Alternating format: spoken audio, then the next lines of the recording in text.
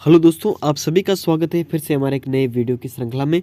साथियों, जैसा कि आप देख रहे होंगे कि L1 और L2 की जो भर्तियों की नई ज्वाइनिंग हैं और नए जो पदस्थापन के आदेश हैं वो अभी रुक चुके हैं। तो उसके पीछे दोस्तों क्या कारण है, उनके ऊपर आज हम पूरी चर्चा करने वाले हैं।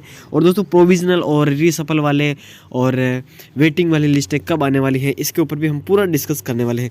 तो साथियों, सबसे पहले बात करते हैं कि L1 पर हाई कोर्ट से एक स्टे ऑर्डर लग चुका है, जो कि 10-12 ऐसे कुछ क्वेश्चंस थे जिसके ऊपर स्टे ऑर्डर लगाया था। लेकिन दोस्तों उसमें से कितने आंसर चेंज हो सकते हैं, कितने का आंसर नहीं है, तो उसमें से सबसे ज़्यादा पॉसिबिलिटी बन रही है या तो केवल और केवल 2-3 क्वेश्चन के आंसर ही चेंज होने की संभावना है, क्योंकि इससे अधिक तो हो नहीं सकते हैं। क्योंकि जो कर्मचारी चयन बोर्ड है वो भी अपने हिसाब से जो उन्होंने प्रथम जो उत्तर कुंजी मानी है, तो उस उत्तर कुंजी के हिसाब से वो भी अपनी मजबूत पैरवी करेगा और उसको करनी भी चाहिए। हालांकि जिनका सिलेक्शन हुआ तो उस हिसाब से जो क्वेश्चन के ऊपर जो तर्क हैं वो उनको देने भी चाहिए। तो दोस्तों वो चांस है कि 2 से 3 का वैसे हो सकता है, इससे ज़्यादा तो हो नहीं पाएगा। और इसके साथ ही दोस्तों कर्मचारी चयन बोर्ड जो आगे से वैसे पिछली बार जो दिसंबर के अंदर हुई थी इसी L1 की सुनवाई हुई थी, तो कोर्ट ने आदेश दिया कि जनवरी फर्स्ट वीक में इसकी आगे सुनवाई होगी। तो दोस्तों अभी इसकी डेट अभी तक क्लियर नहीं हो पाई और कब सुनवाई होगी। तो इसके अकॉर्डिंग अगर देखा जाए तो अगर कर्मचारी चयन बोर्ड इसकी मजबूत पैरवी करें और सरकार से दबाव बनवाने की कोशिश करें कि इसके ऊपर जल्द से जल्द सुनवाई हो, तो ये काम दोस्तों बहुत जल्दी हो सकता है। और दोस्तों अगर इसी प्रकार से ढील बढ़ती गई तो आगे भी और डिले हो सकता है। तो और साथ ही इसमें मुख्य रूप से देखा जाए तो सरकार का भी इसमें प्रेशर बहुत बड़ा रोल निभाता है, अगर किसी का सुनवाई करवानी है और किसी का फैसला पारित करवाना है। तो साथ ही अगर हम बात करते हैं L2 के अंदर रिजल्ट को लेकर के काफ़ी सारी समस्याएं आ रही, तो इसमें दोस्तों एक हाई कोर्ट से एक ऑर्डर आया था। हालांकि इस पर एक स्टे तो नहीं लगाया गया था, लेकिन एक ऑर्डर जरूर आया था कि इसके रिजल्ट के ऊपर एक समीक्षा कमेटी का गठन किया जाने की बात कही गई थी।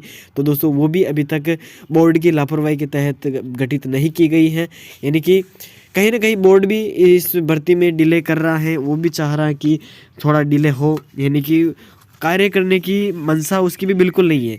अगर देखा जाए तो कमेटी गठित करना, आगे अपने प्रश्नों के ऊपर मजबूत पैरवी करना, ये कोई इतना ज़्यादा हार्ड फास्ट काम नहीं है। इसके ऊपर चाहे जितनी उसके पास अभी कर्मचारी भी हैं, सब कुछ है, लेकिन कर सकता है। लेकिन ये सारा कुछ अभी डिले हो रहा है। और दोस्तों बात करते हैं वेटिंग लिस्ट की। दोस्तों वेटिंग लिस्ट है जो वो क्या होती है, वो रीसफल रिजल्ट क्या होता है। जैसे मान लें कि L1 के अंदर 21,000 जो वैकेंसी सीट थी वो कर्मचारी चयन बोर्ड ने इनको पास करके शिक्षा विभाग को भेज दिया, यानी कि बीकानेर माध्यमिक शिक्षा बोर्ड को इसको भेज दिया गया था।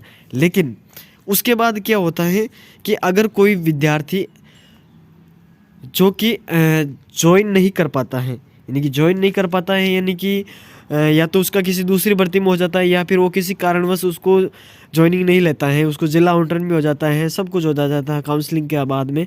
लेकिन ज्वाइनिंग नहीं करने के बाद में क्या होता है कि उसकी पोस्ट खाली रह जाती है। अब ज्वाइनिंग नहीं करने के बाद पोस्ट अगर खाली रह गई है तो उस कंडीशन में क्या करता है कि वहाँ पर एक वेटिंग लिस्ट शब्द है, तो उस कंडीशन में वेटिंग लिस्ट निकाली जाती है कि जो लिस्ट उन्होंने भेजी है उसमें से अगर किसी ने ज्वाइन नहीं किया तो उस जगह पर वेटिंग लिस्ट निकाली जाती है।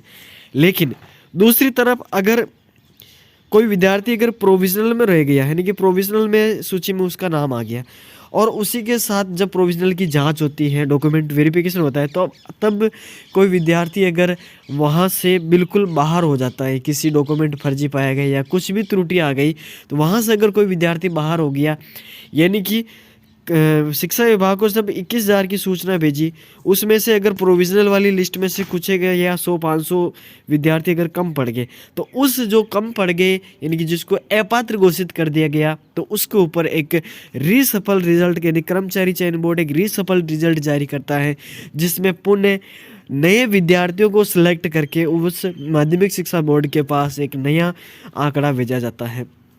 तो वहाँ पर दोस्तों रीसफल रिजल्ट आने की संभावना रहती है। तो दोस्तों पहले अगर बात की जाए तो अगर वो अपने ऊपर वाला L1 और L2 का जो हाईकोर्ट वाला मैटर अगर क्लियर हो जाए, तो उसके बाद में हम आशा कर सकते हैं कि रिज़ल्ट प्रोविजनल और रीसफल वाला वेटिंग लिस्ट वाला कब रिज़ल्ट आएगा, इससे पहले हम इसकी कोई उम्मीद नहीं कर सकते हैं, क्योंकि सबसे पहले हमारी जो पेज फंसा हुआ है वो क्लियर होना ज़रूरी है।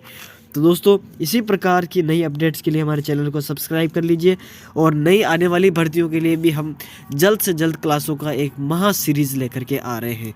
इसी के साथ दोस्तों धन्यवाद।